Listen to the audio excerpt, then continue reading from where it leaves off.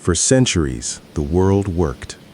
Across the Great Sea, ships followed familiar routes. Cities traded with cities. Kings sent lyres to one another, calling each other brother. Bronze tools built homes. Bronze weapons guarded peace, and life felt predictable. Then the silence began.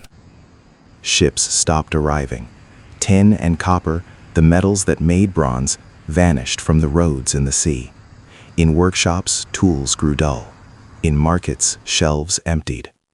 No one knew which city had failed first, only that something was wrong. The land turned against its people. Rains came late, harvests shrank, grain became precious. Families stared at dry fields and whispered that the gods had turned away. Hunger pushed people to move, and once they started moving, they didn't stop. From the horizon, strangers appeared. Some came by land, others by sea. They carried children, not banners. But fear doesn't ask questions. Walls rose, then they fell. Some cities burned, others were simply abandoned, left quiet and hollow. Great powers collapsed without ceremony. The Hittite capital was left behind, its records unfinished.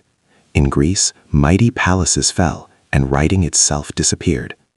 Knowledge that took generations to build was lost in a single lifetime. Even Egypt felt the shock. Foreigners pressed at its borders, and for the first time in centuries, stability trembled. The old world no longer obeyed old rules. There was no single enemy. Drought, famine, earthquakes, war, migration, and broken trade struck together. A world built on fragile connections couldn't survive when too many links failed at once.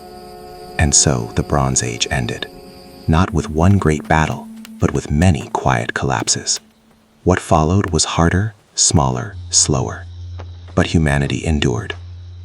And the ruins left behind still whisper a warning. Even the strongest civilizations fall when the systems holding them together quietly stop working.